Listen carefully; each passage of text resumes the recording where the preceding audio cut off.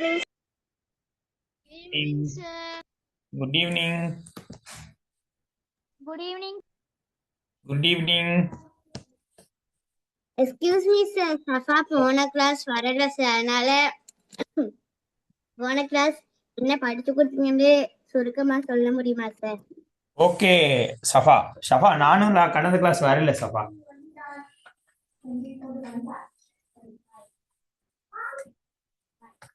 Okay sir. அதாவது நம்ம எல்லாம் சேர்ந்தே படிப்போம் இல்லையா? சார் எஸ் சார் கடந்த காலத்து சயின்ஸ் கிளாஸ் ரெக்கார்டிங் இல்லையா சார்? ரெக்கார்டிங்ஸ் கிடைக்கும். என்ன என்ன யூனிட் கேட்குறீங்க? நாங்க ஃபஹிமா இருந்தீங்க தானே, இந்த யூனிட் 1க்கு இருந்தீங்க தானே இல்லையா? Yes sir. ஓ, அப்போ என்ன என்ன வேணும் உங்களுக்கு? உங்களுக்கு என்ன தேவைப்படுது? இல்ல சார், கொஞ்சம் மீட்டலுக்கு பார்க்கறது தான் ரெக்கார்டிங். Okay okay okay.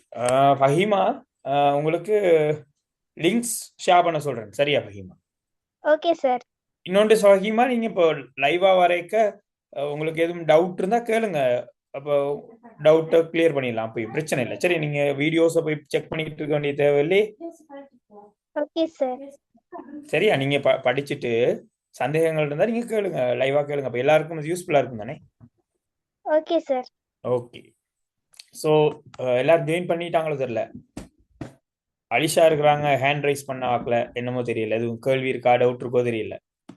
அண்ணா ரேச்சல் இருக்கிறாங்க, ஃபஹீமா, கிருஷிகேஷன், அப்சால். அப்சால் சைலண்டா இருக்கிறார்.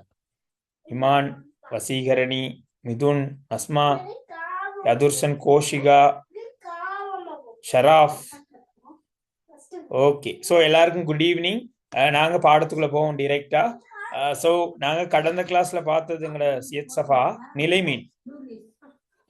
நிலைமீன் தான் பாடம் கடந்த கிளாஸ்ல படிச்சது. ஸோ அதை இன்றைக்கு முடிச்சிடுறேன் அந்த பாடத்தை. நிலைமீன். ஸோ நிலைமீன் என்று சொல்லும்போது இந்த நிலைமீனை அறிமுகப்படுத்தியவர், நிலைமீன் சம்பந்தமாக ஆரம்பகால ஆராய்ச்சியை செய்தவருடைய பெயர் வில்லியம் கில்பர்ட். அவருடைய பெயரை பார்த்துக்கோங்க, வில்லியம் கில்பர்ட். பேர் ஞாபகம் இருக்கா?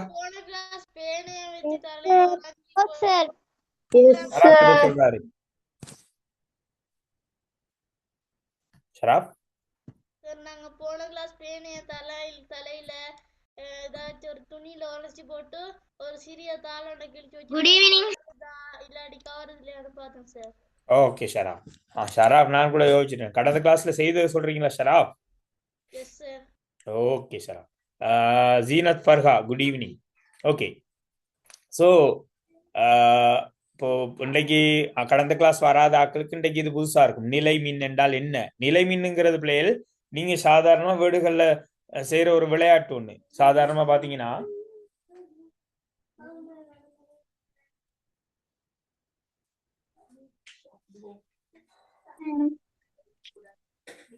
அநேகமா பாடசாலைகள்ல நாங்க சில நேரம் ஓய்வு நேரங்கள் எடுக்கிற நேரங்கள்ல ஃப்ரீ டைம்ல இருக்க நாங்களாம் உங்களோட வயசுல இந்த மாதிரி விளையாட்டுகள் விளையாடுறது. நீங்க விளையாடுறீங்களோ தெரியல.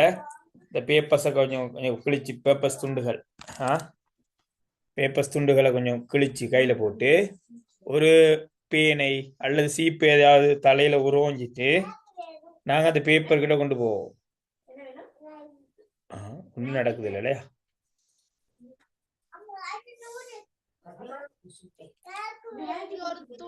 சார் இது சிரிச்சா பிரிக்கணும் சார். ஓ, நான் ரொம்ப பெருசா போட்டேன் இல்லையா? Yes sir. உங்களோட விளையாட்டை எனக்கு விளையாட சொன்னா கஷ்டம் தானேண்ணா? எறும்பு மாய் சைஸுக்கு பிரிச்சா சரி சார். அதானே. கடந்த கிளாஸ் யார் செய்து காட்டுறது? எங்களுக்கு காட்டினது யார்? ஷராஃப் காட்டினார், யாரோ காட்டினாங்க. அப்சால் செய்து காட்டினார். என்னடா இந்த தலையில ஒன்றும் நிலைமின் வருது இல்ல போலனா? ஓகே. நீங்க உங்களோட ஆடையில உடுப்புல ஓரஞ்சி போட்டு வைங்க, உங்களோட கலிசான்ல. ஓகே, கலிசான்ல வச்சுட்டு வைப்போம் இல்லையா? ஓகே.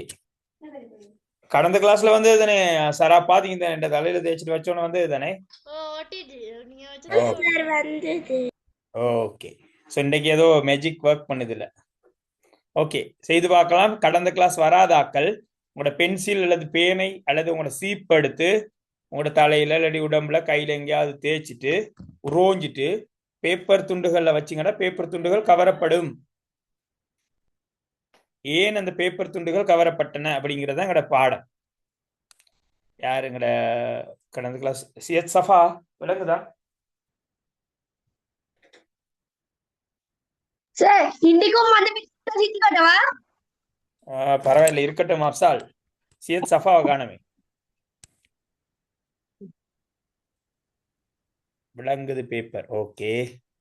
பேனை என்னுடைய தலையில் உரோஞ்சப்படுது. உரோஞ்சிட்டு பேனை கொண்டு வரேன். ரைட். கவர்ந்து கொண்டதா? Yes, sir. Yes, ஓ, sir. சார் அப்போ சும்மா வச்சுட்டு கொஞ்சம் பேப்பர் எடுப்போம். பேப்பர் துண்டுகள், பேனை கொண்டு வரேன். கவர்கின்றதா பாருங்க.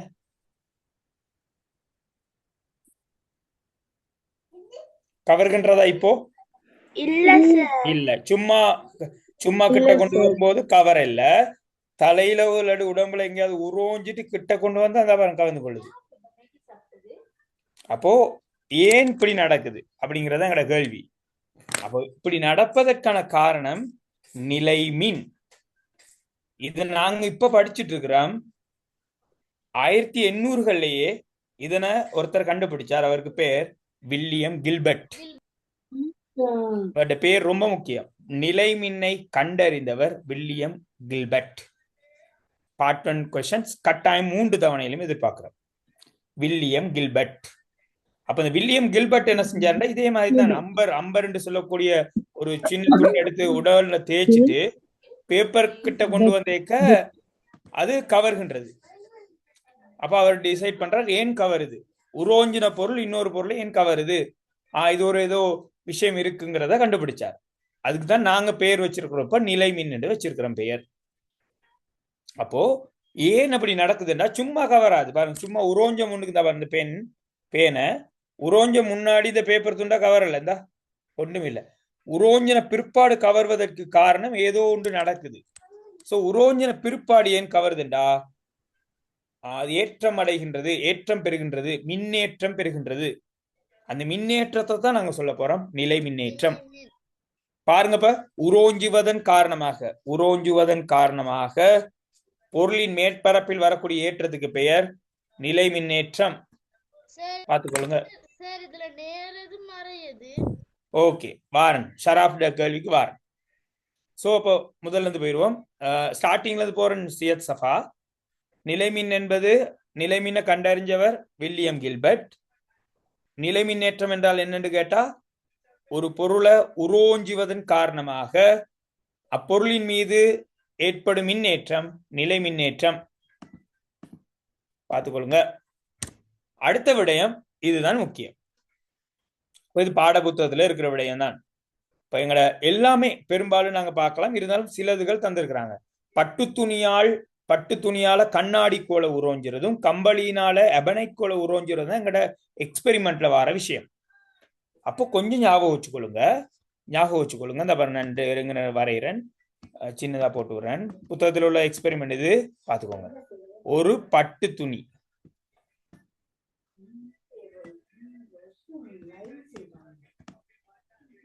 பட்டு துணி இது கண்ணாடி கோல். பட்டு துணியும் கண்ணாடி கோல். ஓகே, பட்டு துணியையும் கண்ணாடி கோளையும் உரோஞ்சினமெண்டா யாருக்காவது நினைவு இருக்கா என்ன ஏற்றம் வரும் என்று? சார் நேரேற்றம். எங்க? நேரேற்றம் சார். கண்ணாடி கோல் நேரேற்றத்தை பெறும். Very good. பட்டு துணி மறையேற்றத்தை பெறும், கண்ணாடி கோல் நேரேற்றத்தை பெறும். அதே மாதிரி கம்பளி துணியால எபனைட் கோல் உரோஞ்சப்பட்டா யாருக்கு ஞாபகம் இருக்கு? எபனைட் கோல் மறையேற்றத்தையும் கம்பளி நேரேற்றத்தையும் எபனைட் கோல் மறையேற்றத்தையும் கம்பளி நேரேற்றத்தையும் பெறும். ரொம்ப முக்கியமான நோட். இத கொஞ்சம் ட்ரை பண்ணி மனனம் செய்து வச்சுக்கொள்ளுங்க. பட்டால கண்ணாடியை உரோஞ்சினா கண்ணாடி பிளஸ் கண்ணாடி பிளஸ் கண்ணாடி பிளஸ் கண்ணாடி பிளஸ். எபனைட் கோல் உரோஞ்சினம்டா எபனைட் மைனஸ் மறை. எபனைட் கோல் மறையேற்றம், எபனைட் கோல் மறையேற்றம், எபனைட் கோல் மறையேற்றம்.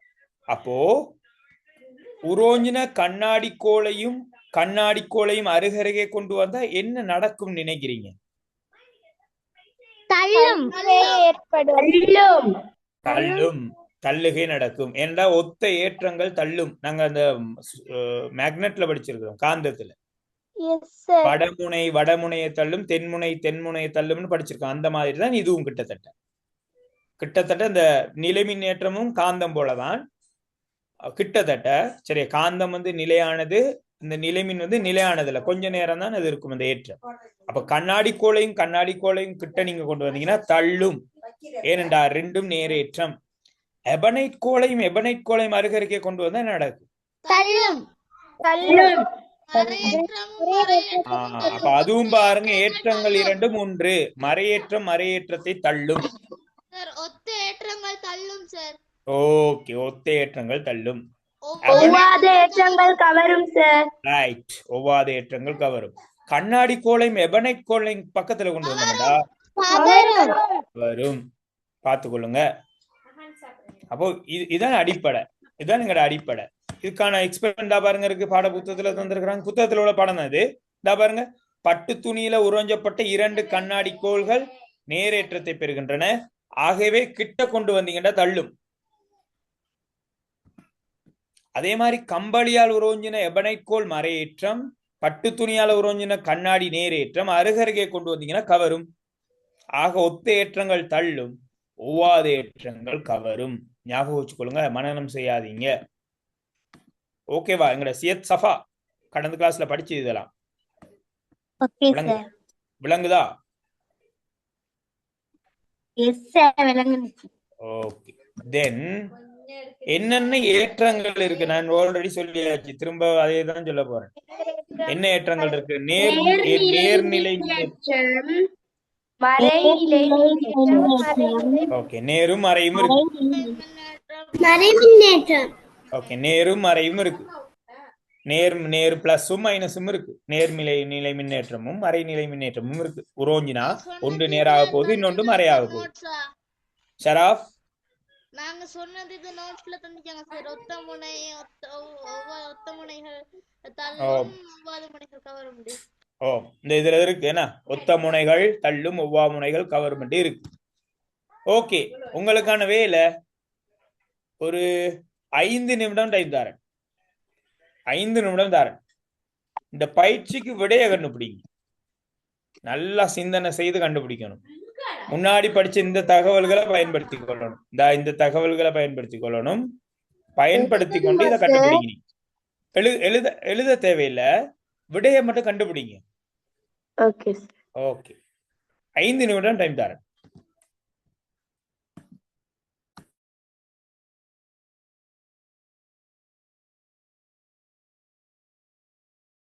ஓகே சார், எழுதியாச்சு.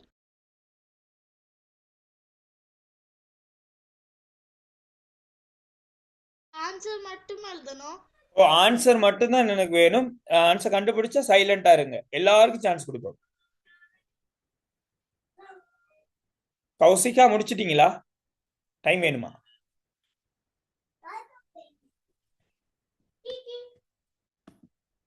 ஃபஹீமா, இருக்கு. யாரும் ஆன்சர் சொல்லாதீங்க. ஃபஹீமா முடிச்சிட்டீங்களா? இல்ல சார். ஓகே, எல்லாருக்கும் டைம் 5 நிமிடம் தரேன். அதிகமான நேரம் கண்டுபிடிங்க. கண்டுபிடிச்சவங்க சைலண்டா இருங்க. அந்த முறை கண்டுபிடிச்சிங்கடா, அந்த முதல்ல கேட்டீங்களே, பேனையை உரோஞ்சிட்டு பேப்பரை கவர்ந்தது, அதுக்கும் விட கண்டுபிடிக்கலாம் இதை.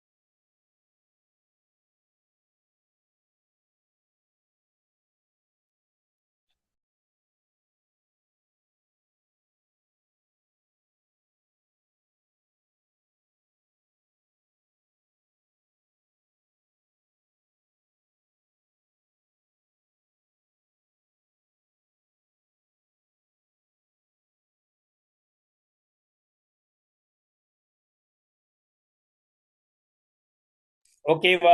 கண்டுபிடிச்சமா? Yes sir. ஓகே ஓகே, இருக்கட்டும். ஓகே, சோ நாங்க என்ன செய்வோம்னு கேட்டா, எல்லாரும் உங்களோட ஆன்சரை வந்து செக் பாக்ஸ்ல போடுங்க.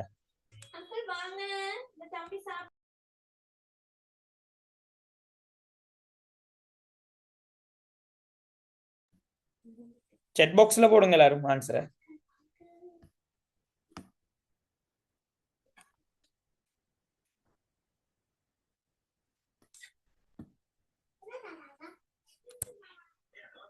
எங்க செக் பாக்ஸ்ல போடுங்கடா, ஒரு விடையும் காணோம். யாரும் கண்டுபிடிக்கலையா?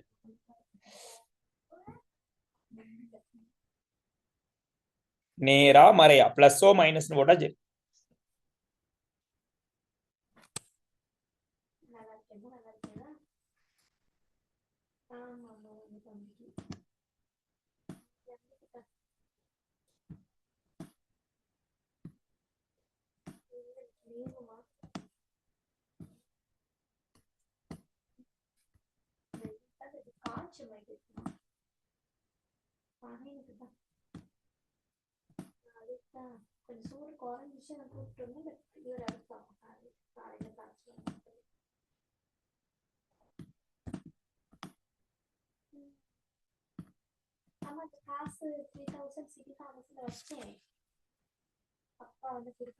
ஓகே, உங்களோட விடைகள்லாம் போட்டுட்டு இருக்கீங்க. போட்டுட்டு இருக்க அதே நேரம் பாப்போம் நாங்க. பொழுத்தீன் தாளினால் உரோஞ்சப்பட்ட பிவிசி. பிவிசி என்னன்னு தெரியுமா?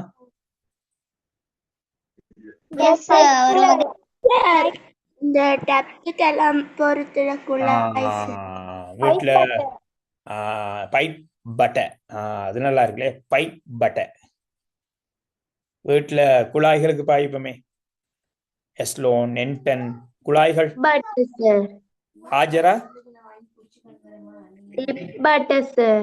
ஓகே, சரி. பிவிசி அழகான பெயர், பிவிசி குழாய்க்கு பெயர். அந்த பிவிசியை கொண்டு போய் பொழுத்தீன்ல உரோஞ்சுறாங்களாம். பொழுத்தீன்ல, சரி, எனக்கும் தெரியல என்ன மாதிரி வரப்போகுதுன்னு பாப்போம். பொழுத்தீன்ல உரோஞ்சுறாங்களாம், ரப் பண்றாங்க. உரோஞ்சனா ஏற்றம் பெறும், என்ன ஏற்றம் தெரியல. பட்டினால் உரோஞ்சப்பட்ட கண்ணாடி கோலை அதன் அருகில் கொண்டு சென்றார்கள்.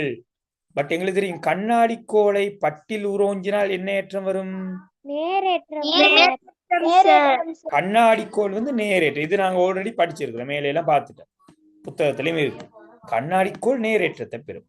சோ இந்த பிவிசி என்ன ஏற்றம் தெரியல. இந்த கண்ணாடி கோலை ஓகே பாவம், பிவிசி இந்த கண்ணாடி கோலை பிவிசி பக்கத்துல கொண்டு வந்த நேரம் என்ன நடந்திருக்கு? அப்பால் தள்ளுகின்றது. அப்பால் தள்ளுதுண்டா பிவிசி என்ன ஏற்றம்? நேர்கிட்ட வந்தா தள்ளுபடுதுண்டா நேர், மறையாறதா கவர்ந்து இருக்கும். அப்ப பிவிசி நேரேற்றத்தை பெற்றிருக்கும். விட என்ன? நேர். ஓகே, இவ்வாறு கண்டுபிடிக்கலாம் நேர். பாப்போம் என்ன விட வந்திருக்கு. 25 செக்ஸ்கள் வந்திருக்கு. பார்க்கணும் இல்லையா? நேர், சாரி, நேர், நேர், மறை, நேர் நேர் நேர் நேர் நேர் நேர் நேர், சிலர் நாரும் வந்திருக்கு. நெகட்டிவ், நேர் நேர், மறை, நேர் நேர் நேர், நார் நேர் நேர், நாரே, மறை, மறியேற்றம், நேர் நேர் நேர் நேர். ஓகே, நிறைய பேர் நேர் சொல்லி இருக்கிறாங்க, ஒரு சிலர் மறை சொல்லி இருக்கிறாங்க. ஸோ இந்த மறை சொன்னவங்களுக்கு கிளியரா விடங்கிறத கொஞ்சம் ஓகேன்னு செட்டில் போட்டாலும் சரி, இல்லைண்டா என்ன மாதிரி மைக் ஒன் பண்ணி சொன்னாலும் சரி, கிளியரா விளங்குதா, என்ன விட ஏன் பிழைங்கிறது விளங்குதா, பிழையா அந்த பரவாயில்ல, பிழை ஏன்னு விளங்கும். விளங்குது சார். ஓகே, அப்போ இதெல்லாம் மைண்ட்ல வச்சு கண்டுபிடிக்காது, மனசுல வச்சு கண்டுபிடிந்தா பாருங்க, படம் வரையணும், இதா இதா அப்படின்னு ஒப்பிட படம் வரையணும். சோ இதே மாதிரி யாரோ முதல்ல கேட்டாங்க, சராஃப் கேட்டாரா யாரோ கேட்டாங்க, இந்த நான் பேனே அந்த பேனைய உரோஞ்சினே, ரைட், பேனை இதான் பேனை, பெண் என்று எழுதுறேன், பெண், பெண்ணை உரோஞ்சிட்டு கடதாசி பக்கத்துல கொண்டு போன நேரம் கவர்ந்தது. பட் எனக்கு தெரியல பெண் என்ன சார்ஜ்னு தெரியல, என்ன ஏற்றம் எனக்கு தெரியாது, கடதாசியும் தெரியாது. பட் நான் ஒரு சின்ன க்ளூகாரன் கண்டுபிடிங்க. இந்த பேனையை கண்ணாடி கோல் அருகில் கொண்டு சென்ற போது, அதாவது கண்ணாடி கோல் சும்மா கண்ணாடி கோல் போனா ஒன்றும் நடக்காது, பட்டினால் உரோஞ்சப்பட்ட கண்ணாடி கோல் அருகில் சென்ற போது கவர்ந்தது. Right,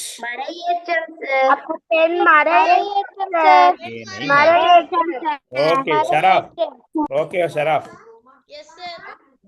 okay okay. சோ நாங்க அடுத்தக்குள்ள போவோம். இப்போ கிளியரா இருப்பீங்க நினைக்கிறேன். நேரேற்றம், மறையேற்றம், எபனைட் கோல், கண்ணாடி கோல், பட்டு துணி, கம்பளி துணி, வில்லியம் கில்பர்ட் எல்லாம் தெரியும்.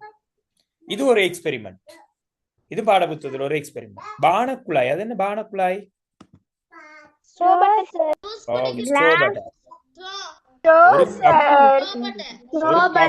நீங்க தண்ணி குடிக்கிற கப்ப வைங்க, வச்சு போட்டு தம்பின் இருக்கும் இல்லையா, தம்பின் எடுத்து வச்சுட்டு ஒரு ஸ்ட்ரோ வந்து அதுல லைட்டா நாட்டி விடுங்க, தட்டுனா சுத்துற மாதிரி வச்சு போட்டு அதுல ஏற்றம் பெற வச்சு, அது மூலியமான ஒரு சின்ன எக்ஸ்பெரிமெண்ட் ஒண்ணு இருக்கு.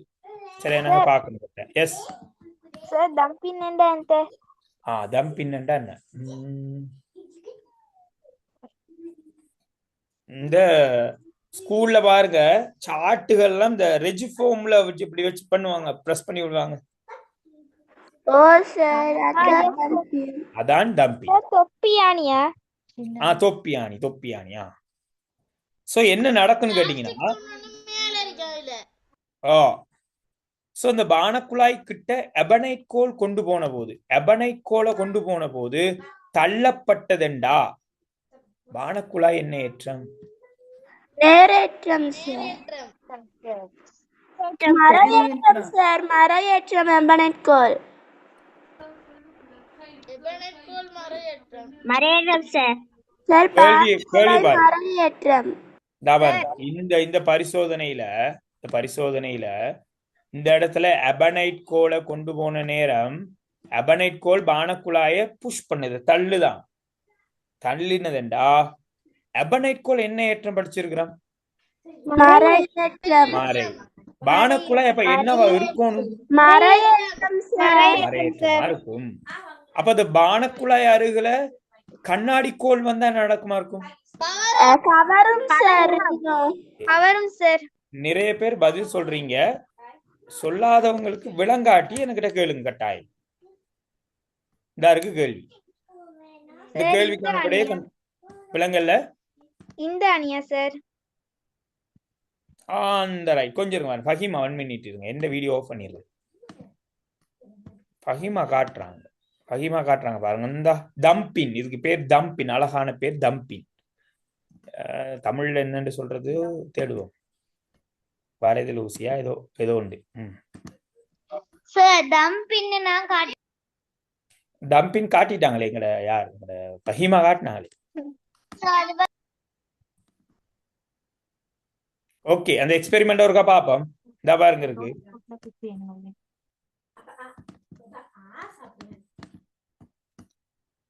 அதாவது பானக்குழாய் இருக்கு, கவனிங்க பிள்ளைகள், பானக்குழாய் இருக்கு. பானக்குழாய் ஒரு சின்ன ஊசி, தம்பின்லடா நாங்க என்ன செய்யலாம்னு கேட்டா, சின்ன ரெஜிஃபோம் வச்சுட்டு அதுல ஒரு குண்டு பின்ன குத்தி கூட செய்யலாம் அந்த வேலையை. இதன் அருகில எபனைட் கோல் கொண்டு வரும்போது கவனிங்க, எபனைட் கோல் கொண்டு வரும்போது தள்ளுப்பட்டது, கண்ணாடி கோல் கொண்டு வந்த போது கவரப்பட்டது என்றா எழுதுறீங்க. எபனைட் கோல் என்ன ஏற்றம்? அதாவது கம்பளியால் உறிஞ்சப்பட்ட எபனைட் கோல் மறையேற்றம் சார். மறையேற்றம். மறையேற்றம் சார். பட்டு துணியில் உறிஞ்சப்பட்ட எங்கட கிளாஸ் கண்ணாடி நேரேற்றம் சார். இப்ப மறைய கொண்டு வரைக்க தள்ளுதண்டா இந்த பானக்குழாய் என்ன ஏற்றம்? மறை சார். பார்த்துக்கொள்ளுங்க, பாடப்புத்தகத்துல இருக்க எக்ஸ்பெரிமெண்ட் தான் இது. யாராவது ஒரு ஆள் எங்களுக்கு அடுத்த கிளாஸ்ல முடிஞ்சா செய்து காட்டுறதுக்கு ட்ரை பண்ணுங்க. ஓகே ஓகே, அடுத்த கிளாஸ்ல. இன்றைக்கு குயிக்கா செய்யலாதானே பார்த்துக்கொள்ளுங்க. ரைட். சோ இது முக்கியமான விஷயம். உரோஞ்சுவதற்கு முன்னர் ஏற்றம் பெறப்படுவதில்லை. இப்ப உதாரணத்துக்கு நான் சொன்னேன் இல்லையா, முதல்ல இந்த பேனை சும்மா பேப்பரை கவரல, உரோஞ்சின பிற்பாடு கவர்ந்தது. அப்ப காரணம் என்னடா, உரோஞ்சுவதற்கு முன்னாடி இந்த பேனை ஏற்றம் பெறல, உரோஞ்சின பிற்பாடு தான் ஏற்றம் பெறுது. அப்ப ஏற்றம் பெறுதுன்னா பேனை என்ன ஏற்றம் பெற்றது?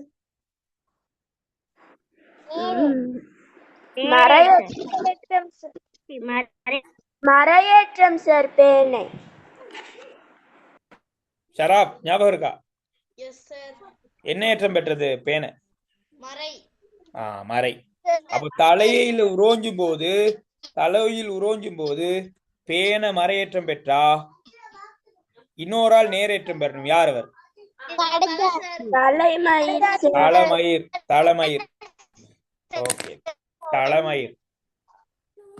அப்ப தலைமயிர் கவனிங்க. ரைட், தலைமயிரை வரைவோம் அழகா. என்னுடைய தலைமயிரை வரையணும். ரைட், இதான் நான்,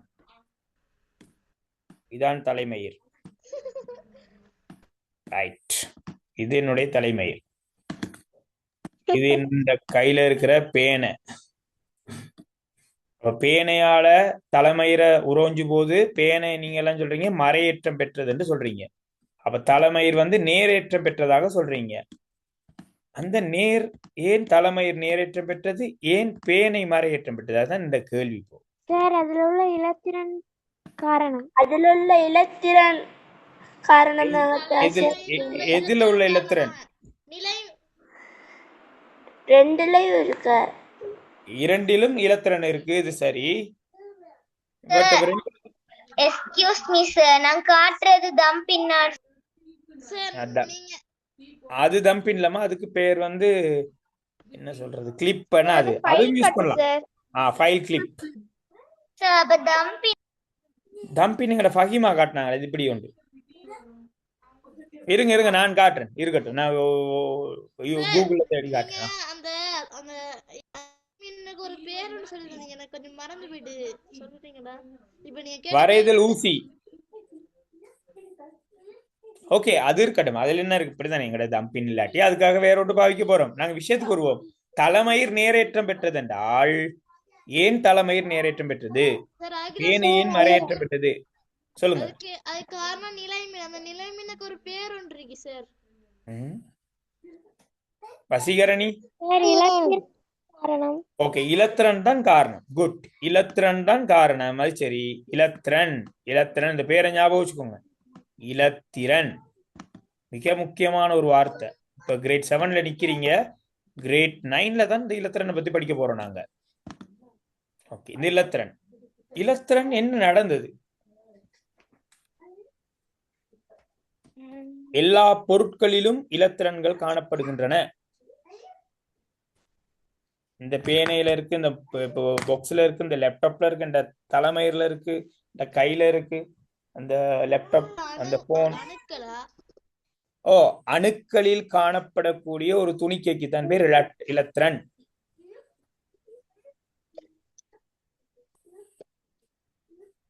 தலைமயிர்ல பேனை உரோஞ்சும் போது பேனை மறையேற்றத்தை பெற்றது, தலைமயிர் நேரேற்றத்தை பெற்றது.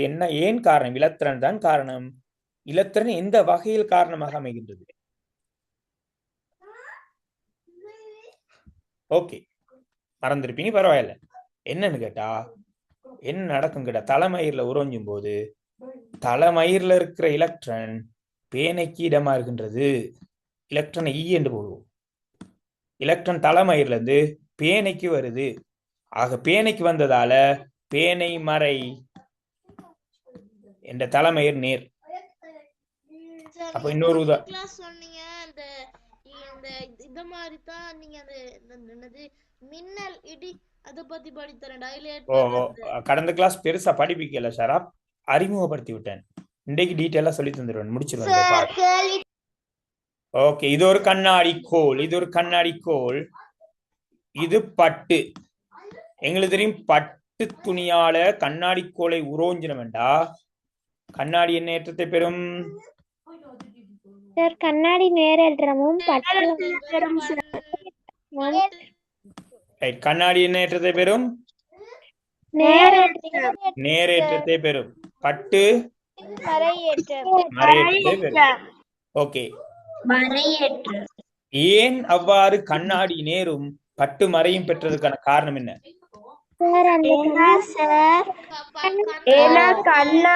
கண்ணாடியில இருக்க இலத்திரன் வந்து பட்டுக்கு போனதுனாலதான். Very good. கண்ணாடியில் உள்ள எலக்ட்ரான் பட்டுக்கு போகின்றது.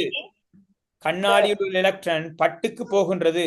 ஆகவே கண்ணாடி நேரையும் பட்டு மறையையும் பெறுகின்றது. Okay, very good, very good. Okay, இன்னொரு கேள்வி கேட்கணும். நான் கேட்கிறாள் சொல்லுவோம்.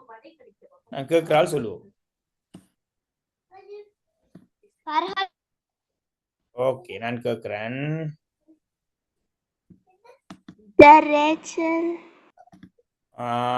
ரேச்சல் சொல்றீங்களா? இது எபனைட் கோல்மா, இது எபனைட் கோல், இது கம்பளி துணி. ரேச்சல் ட்ரை பண்ணுவோம். இது கம்பளி துணி. உரோஞ்சுவதற்கு முன்னாடி எதுவும் நேரும் மறை அல்ல, ரெண்டுமே பொது.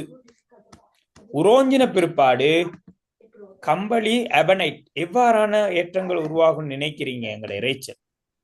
சார் எபனைட் கோல் மறையேற்றத்தை பெறும், கண்ணாடி கோல் வந்து நேரேற்றத்தை பெறும்.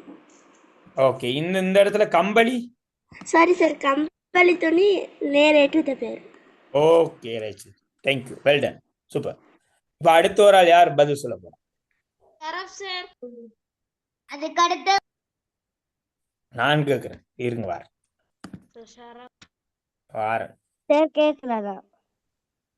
நான் கேட்கிறேன், யார்கிட்ட கேட்கலாம்? வராதால கேட்போமா? எங்க சியத் சஃபா பேசலாமா? ஓகே, சியத் சஃபா, ஏன் எபனைட் கோல் மறையேற்றத்தையும் கம்பளி துணி நேரேற்றத்தையும் பெற்றது? சியத் சஃபா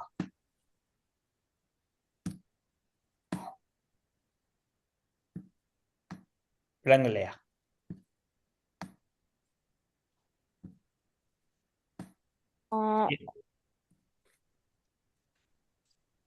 சொல்லுங்க, விளையாண்ட பரவாயில்ல, ட்ரை பண்ணுவோம்.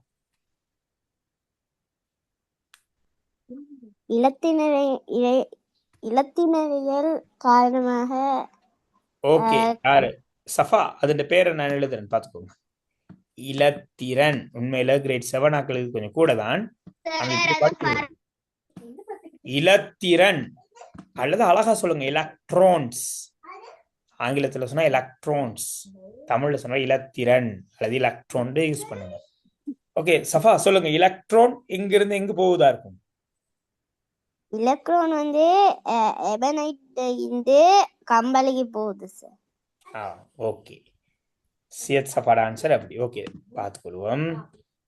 கேட்போம் யாருங்கள. தக்ஷிதா பேச கஷ்டமோ?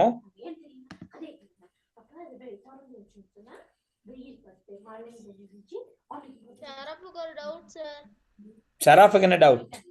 சார் இது கம்பளி தான் நேரேற்றம் பெற்றிருக்கு, எபனைட் மறையேற்றத்தை பெற்றிருக்கு. ஓகே, அப்படி இருக்கணும். ஷராஃப் இருக்கணும். ஷராஃப் 1 மினிட் இருங்க. கேட்போம்ங்கட ஜீனத் ஃபர்ஹா. எபனைட் கோல கம்பளியால உறைஞ்சும் போது கம்பளியில இருக்கிற அந்த இலத்திரன்கள் எபனைட் கோலுக்கு இடம் மாறப்படுது. அதால மேல அதுல இருக்கிற இலத்திரன்களை பெறுவதால எபனைட் கோல் மறையேற்றத்தையும் கம்பளி எக்ஸலண்ட், வெரி குட். ரொம்ப ரொம்ப கிளியரான ஒரு விளக்கம் தந்தாங்க. ஷராஃப், அதுதானே டவுட்? ஷராஃப் கேட்க வந்தீங்க தெரியுமா? அப்ப ஏன் சார் அப்படி இடையில வரைஞ்சு குழப்பி விட்டீங்கன்னு கேட்க வந்தீங்க ஷராஃப். நான் சொல்றேன் சரியா? எஸ் சார், நான் சொல்ல வந்து இந்த கம்பளி நேரேற்றது பெற்று எபனைட்கோள் மறையேற்றது பெற்றா கம்பளியில இருந்து எத்தனை எபனைட்கோளுக்கும் இது 22 நீங்க ஏன் சார் அப்ப இடையில அப்படி 1 2 3 4 5 அம்புக்குறி மறுபக்கத்திரி போட்டீங்கன்னு கேக்குறீங்க தானே ஷராஃப்? Yes sir. உங்களுக்கு குழப்பம் தான். ஓகே, சோ சியத் கொஞ்சம் பாருங்கம்மா. சியத் கொஞ்சம் கவனிங்க. ஏதாவது ஒரு பொருள் உண்டு நேரேற்றம்னு வச்சுக்கொள்ளுங்க, இன்னொரு பொருள் மறையேற்றம்னு வச்சுக்கொள்ளுங்க. இப்போ இதுல எங்கிருந்து எங்க இலத்திரன் பரிமாறுன்னு கேட்டா நேரிலிருந்து மறைக்கு. சரியா எங்கட சியத்? Okay sir. அப்ப மறையாகிறது இலத்திரனை பெறும், நேரானது இலத்திரனை கொடுக்கும், எடுத்துட்டு போகணும். ஆக இந்த பாருங்க, இலத்திரன்களை பரிமாறுறதால நேர்மறை ஏற்றங்கள் உருவாகும். நேரானது இலத்திரனை அனுப்பியிருக்கும், மறையானது இலத்திரனை ரிசீவ் பண்ணிருக்கும், பெற்று இருக்கும். ஞாபகம் வைங்க. கொஞ்சம் இது கொஞ்சம் மைண்ட்ல வச்சுக்க கஷ்டமான விஷயம் தான், இருந்தாலும் கொஞ்சம் பார்த்துக்கொள்ளுங்க. ரைட், இந்த பாருங்க உதாரணம் தந்திருக்காங்க பாட புத்தகத்துல. பட்டு துணி, ஆரம்பத்துல பட்டு துணியில் ஒரு ஏற்றமும் இல்லை, கண்ணாடிக்கோள் ஒரு ஏற்றமும் இல்லை. ஏற்றம் இல்லைன்னா அதுல எலக்ட்ரான் இருக்கும், ரெண்டிலும் சமமான அளவு எலக்ட்ரான் இருக்கும். இப்போ உதாரணத்துக்கு பட்டு துணியில 2 எலக்ட்ரான் இருந்தா கண்ணாடிக்கோளையும் 2 எலக்ட்ரான் இருக்கும். ஆக ரெண்டும் நேரோ மறையோ கிடையாது. உரோஞ்சும் போது என்ன நடக்கும்னு கேட்டா, எங்கட கண்ணாடிக்கோள்ல இருந்து இலத்திரன் பாத்தீங்கன்னா 2 இருந்தது இல்லையா, 2ல ஒன்று என்ன செஞ்சிடும், பட்டுக்குள்ள போயிரும். இப்ப பாருங்க, கண்ணாடியில் 1 எலக்ட்ரான் இருக்கு, பட்டில் 3 எலக்ட்ரான் வந்திருக்கு. ஆக எலக்ட்ரானை கொடுத்த கண்ணாடி நேராகவும் இலத்திரனை பெற்றுக்கொண்ட கம்பளி மறையாகவும் கருதப்படும். விளங்குதா? Yes sir. இவ்வளவுதான் விஷயம். இதான் எங்களோட வில்லியம் கில்பர்ட் கண்டுபிடிச்ச விடயம். ஓகே, இந்த நிலைமின்னால ஏற்படக்கூடிய சில நிகழ்வுகள், மின்னல், இடி மின்னல் தோன்றது, மின்னல் பத்தி நாங்க ஒரு வீடியோ பார்க்க இருக்கிறோம். அப்ப மின்னல் ஹாஜரா சொல்லவா? ஹாஜரா சொல்லுங்க சார். தொலைக்காட்சியின் திரைக்கு முன்னால் கையை கொண்டு செல்ற போது அந்த கவர், அது கை மயிர்கள். நீங்க டிவி பார்த்துட்டு அல்லது டிவி ஆஃப் பண்ணிட்டு நீங்க கையை கொண்டு போனீங்கன்னா கிட்ட உங்களோட மயிரெல்லாம் சிலிர்த்து கொள்ளும். சில நேரம் அப்படியே இப்படி கிட்ட கொண்டு வர டக் டக் டக் சின்ன ஒரு வெடிப்பு சத்தங்க இருக்கு. இன்னைக்கு டிவி பார்த்து முடியக்குள்ள ட்ரை பண்ணி பாருங்க.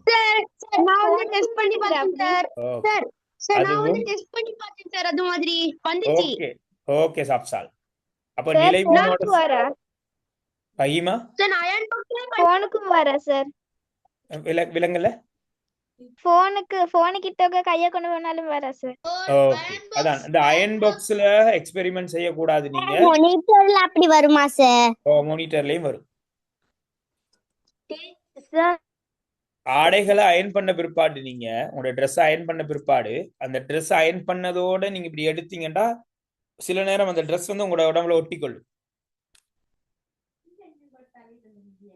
சில நேரம் அதுல ஒரு ஜாக்கி சத்தம் வரும் சார், வெடிப்பு சத்தம் மாதிரி. கட்டாயம். அதே மாதிரி அயன் பண்ண ட்ரெஸ் எடுக்க அந்த கையில இருக்கக்கூடிய மயிர்கள் எல்லாம் சிலிர்த்து கொள்ளும். இதுவும் நிலைமை. ஏன்னா நீங்க உரோஞ்சு கொண்டு தானே அயன் பாக்ஸால போது டிக்குன்னு ஒரு சத்தம் கேட்கும்.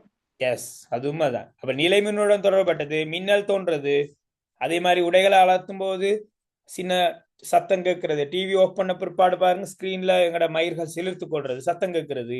அதே மாதிரி photo copy machine, photo copy அடிக்கிறோம் தானே, அந்த போட்டோ காப்பி மெஷின்லையும் இந்த நிலைமின் தத்துவம் தான் பயன்படுத்தப்பட்டிருக்கு. ஞாபகத்தில் வச்சுக்கொள்ளுங்க.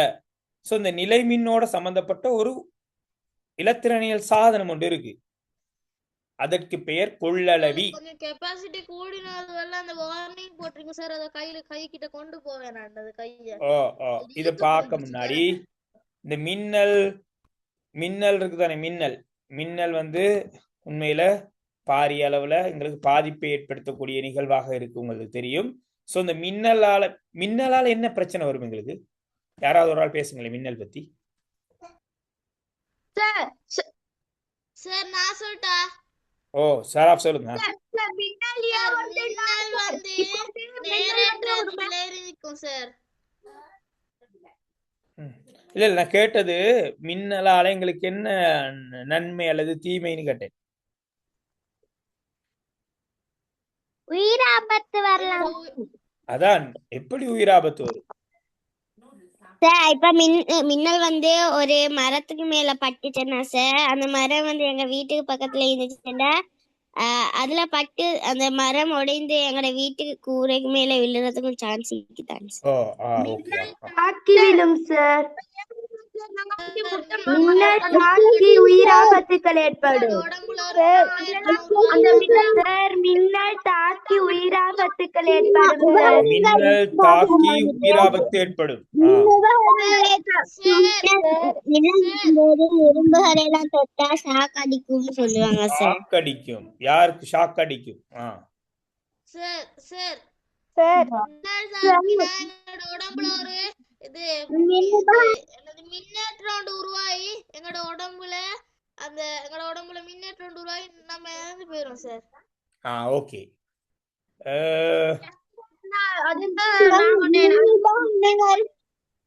அஸ்பா ஏதோ சொல்ல வாரீங்க. அஸ்பா சார் மின் உபகரணங்கள் தாக்கும். மின் உபகரணங்களுக்கு தாக்கம். அப்ப மின்னல்ல என்ன வருது?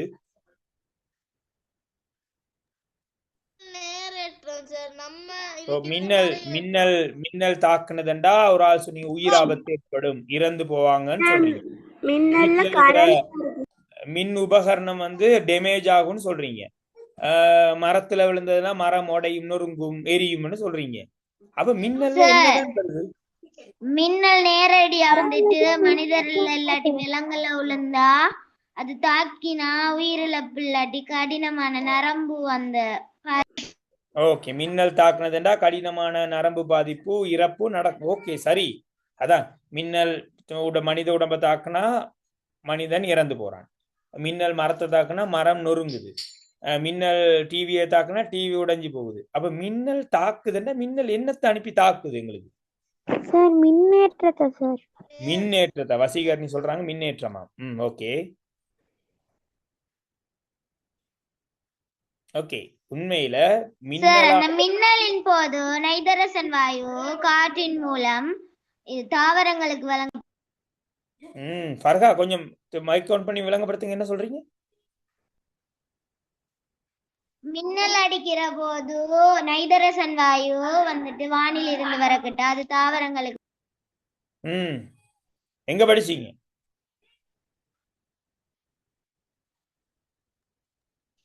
இது நான் படிச்சேன் சார், புக்ல இருந்து, நோட்ஸ்ல. Good, very good sir. Yes Fahima சொல்லுங்க. சார் நான் அன்றைக்கு உங்கள்கிட்ட ஃபர்ஸ்ட் யூனிட் படிக்க வைப்பல கேட்டேன் சார் தானே சார், மின்னல்ல இருந்து நைதரசன் வாயு வருமாண்டி. அதேயா சார் அவ சொல்ற? நீங்க கேட்டீங்களா? நான் பதில் சொன்னேனா? நான் கேட்டேன். நீங்க சொன்ன மின்னல்ல இருந்து வாரில்ல, அது வானத்துல இருந்து மின்னலுக்கு பரவித்தான் வாரேன்னு சொன்னீங்க. சரி. அப்ப ஃபஹிமா அதே விடையதான் எங்கட ஃபர்ஹாவும் இப்ப சொல்லி இருக்கிறாங்க. அப்போ மின்னலால நான் உங்கள்கிட்ட டவுட் கேட்டேன். Okay okay. மின்னல்ல இருந்து வருமா? அதான் என்னன்னு கேட்டா, மின்னல் இப்ப மின்னலை பத்தி படிப்போம். மின்னல் வாரது மழை மேகங்கள்ல இருந்து வாருது. சோ அந்த மழை மேகங்கள்ல இருந்து மின்னல் வரும்போது எங்களோட வளிமண்டலம் இருக்கு இல்லையா, இந்த வளிமண்டலம், இந்த வளிமண்டலத்துல இருக்கக்கூடிய நைதரசன் பூமிக்கு வரும். மழை தண்ணியோட கரைஞ்சி மண்ணுக்கு வரும். மண்ணுக்கு வந்து தாவரங்களுக்கு கிடைக்க பெறும். நான் நினைக்கிறேன் வளிமண்டலம்னு ஒரு பாடம் இருக்கு பார்ட் 2 புக்ல, அந்த நேரம் படிப்பிப்போம். அப்ப இருந்தாலும் கொஞ்சம் தெரிஞ்சுட்டு போறது நல்லா. திரும்ப சொல்றேங்க, நீங்க மின்னல் வாரது எங்கண்டா மலை முகில்கள்ல இருந்து வாருது. அந்த மின்னல் வரும்போது வளிமண்டலத்துல இருக்க நைதரசன் என்ற வாயு மழை தண்ணில கரைஞ்சி மண்ணுக்கு வரும். சோ மண்ணுக்கு வாரதால அந்த நைதரசன் மண்ணினூடாக சேர்ந்து தாவரங்களுக்கு கிடைக்க பெறும். அது தாவரங்களுக்கான ஒரு கனிவிப்பு, ஒரு சத்து. ஓகேவா? Okay sir. என்னுடைய கேள்வி மின்னல் மூலமாக என்ன பூமிக்கு வருதுன்னு கேட்டா மிகப்பெரிய மின்சாரம் வருகின்றது. சரியா? மின்னேற்றங்கள் தான் வசீகரணி. அந்த மின்னேற்றங்களை நாங்க எங்களுக்கு விளங்குற பாஷையில பேசினோம்டா கரண்ட். சார் எதிர் மின்னோட்டமா? அந்த காற்றுல இருக்கிற 78% நைதரசன் உள்ளதால அது செடிகளுக்கு நேரடியா பயன்படுத்த முடியாது. ஓகே. சோ என்னன்னு கேட்டா மின்னலினூடாக பூமிக்கு வாரது மிகப்பெரிய கரண்ட், மிகப்பெரிய மின்னோட்டம். எங்களோட வீட்டுக்கு வர கரண்ட் இருக்கு இல்லையா, அது மாதிரி கிட்டத்தட்ட சொன்னோம்னா கிட்டத்தட்ட 40-50 வச்சுக்கொள்வோமே, 25,000, கிட்டத்தட்ட ஒரு 5,000 மடங்கு பெரிய கரண்ட் வருது. எங்களோட வீட்டுக்கு வர கரண்ட் மாதிரி கிட்டத்தட்ட 5,000 மடங்கு மிகப்பெரிய கரண்ட் ஒன்று அதுல ரிலீஸ் ஆகுது மின்னலின் மூலம். சரியா? சும்மா அப்ப யோசிச்சு பாருங்க, எங்க வீட்டுக்கு வர கரண்ட் அடிச்சா என்ன நடக்கும்னு உங்களுக்கு தெரியும். வீட்டுக்கு வர கரண்ட் எவ்வளவு பவர்ண்டா அது மாதிரி கிட்டத்தட்ட ஒரு 5,000-6,000 மடங்குண்டா யோசிங்க, எவ்வளவு பெரிய கரண்ட் ஒன்று வரணும் அந்த மின்னலினூடா. அவ்வளவு பெரிய கரண்ட் தாக்குனா என்ன நடக்கும்? அதான் மனிதன் இறக்குறான். இப்ப புலனூர்வ பக்கம்லாம் அடிக்கடி மின்னல் தாக்கி உயிரிழப்புகள் நடக்குது. யார் எங்கட அனுராதபுரத்துல இருந்து வந்திருக்கிறா? அப்சாலா.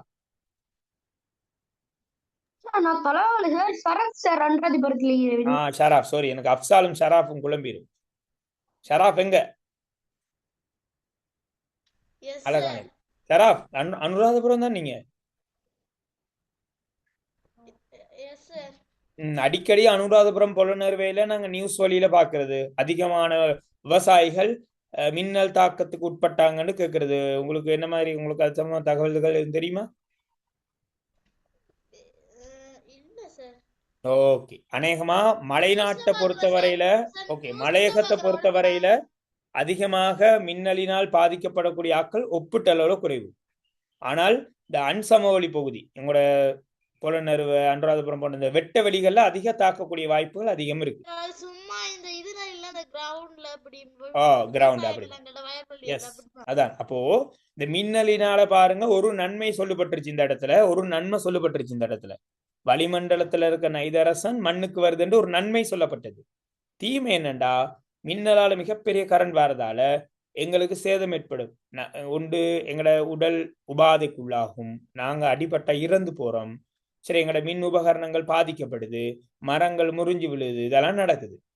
சோ இவ்வாறு நடைபெறாமல் இருக்கிறதுக்காக ஒரு மிகப்பெரிய விஞ்ஞானி ஒருத்தர், அவருக்கு பேர் பெஞ்சமின் பிராங்க்லின். அவர் என்ன செய்தார்னு கேட்டா, மின்னலிலிருந்து மக்களை பாதுகாப்பதற்காக ஒரு டிவைஸ அறிமுகம் செய்தார். என்ன டிவைஸ் தெரியுமா? ஒரு கருவி, ஒரு இடிதாங்கி என்று நார்மலா சில ஊர் வழியில சொல்லுவாங்க இடிதாங்கின்னு. ஆனா அழகான பேர் மின்னல் கடத்தி. இடிதாங்கி எங்க ஸ்கூல்ல நிறைய சார் கம்ப்யூட்டர் லேப்க்கெல்லாம் பயன்படுத்துறதுக்கு. அநேகமா உயரமான பில்டிங்ஸ் இருக்கு இல்லையா, உயரமான கட்டிடங்கள்ல இந்த மின்னல் கடத்தியை பொருத்திருப்பாங்க. உயரமான கட்டிடங்கள், உயரமான டவர்ஸ் இருக்கு, டெலிபோன் டவர்ஸ் இருக்கு இல்லையா, அந்த கவரேஜ் நெட்வொர்க் டவர்ஸ், அதுல ஃபிட் பண்ணியிருப்பாங்க. சோ உயரமான கட்டிடங்கள்ல மின்னல் கடத்தி பொருத்துறதால அந்த சுத்து வட்டாரத்துல ஆட்களுக்கு பாதுகாப்பு கிடைக்கும், அந்த சுற்றுப்புறமே பாதுகாப்பு கிடைக்கும். நான் காட்டுறேன் இப்போ மின்னல் நன்மை இது வருமா சார்? நச்சுத்தன்மைய வாய்ப்புற அந்த ஊத சாதனங்கள கதிர்கள்ல இருந்து நம்மளை பாதுகாக்கிறதுக்கு ஓசோன் படலத்தை பராமரிக்க மின்னல் உதவுதா சார்? மின்னலால ஓசோன் படைக்கு பெரிய அளவு வித்தியாசம் ஒன்றும் விடயம் இல்ல பரா. ஏன் பரா அந்த பக்கம் போயிட்டு இருக்கீங்க? மின்னலால ஏற்படுற நன்மை தீமை பத்தி முதல்ல மின்னல் எவ்வாறு ஏற்படுதுன்னு பாத்துருவோம் பரா. குட்டி ஆகல மாதிரும் விளங்குது இல்ல சார், எல்லாம் பெருசாக குட்டி ஆகணும்.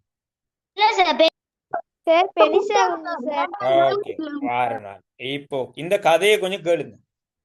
மிக முக்கியமான ஒரு ஆய்வாளர், கொஞ்சம் தெரிஞ்சு கொள்ளுங்க அவரை பத்தி. ஆனால் முக்கியமாக இது மிகவும் ஆபத்தானது. அதை போல முயற்சிக்க வேண்டாம்.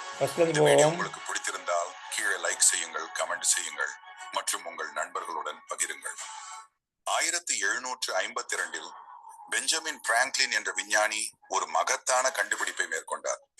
ஒரு இரவு இடி மின்னல் மற்றும் கனமழை பெய்து கொண்டிருந்த போது அவர் ஒரு பட்டத்தை பறக்க விட்டார். ஆனால் அது சாதாரண பட்டம் அல்ல. அந்த பட்டத்துக்கு கயிற்றின் முனையில் ஒரு இரும்பு சாவி கட்டப்பட்டிருந்தது. அவர் இதை எதற்காக செய்தார் தெரியுமா? மின்னல் மின்சாரம் தாங்குமா என்பதை சோதிக்க. மின்னல் பட்டத்தின் மேல் மின்னி சாவியை தாக்கியது.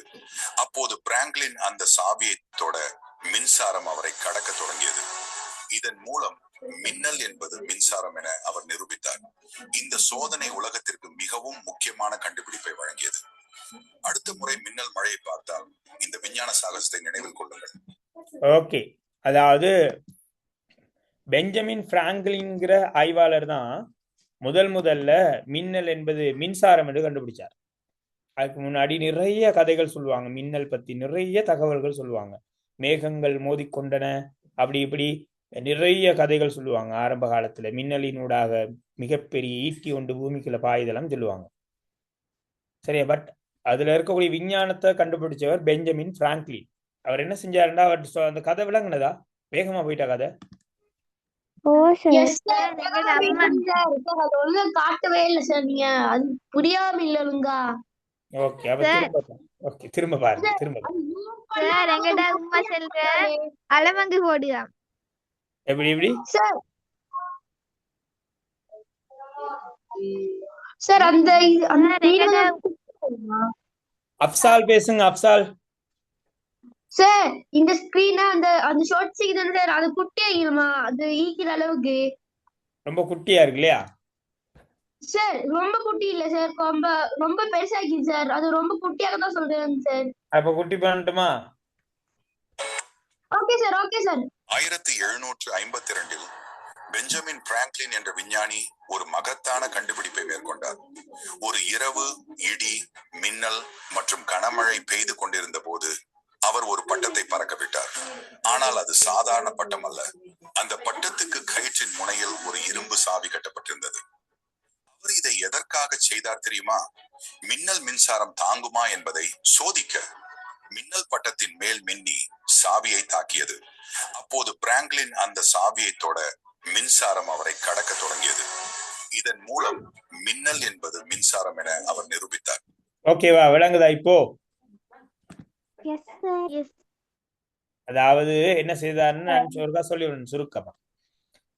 ஆரம்ப காலங்கள்ல இந்த இடி மின்னலால என்ன, அது என்ன அப்படிங்கிற ஒரு ஆய்வு நடந்துட்டு இருந்தது. இதெல்லாம் 1800 நடந்த ஆய்வுகள்.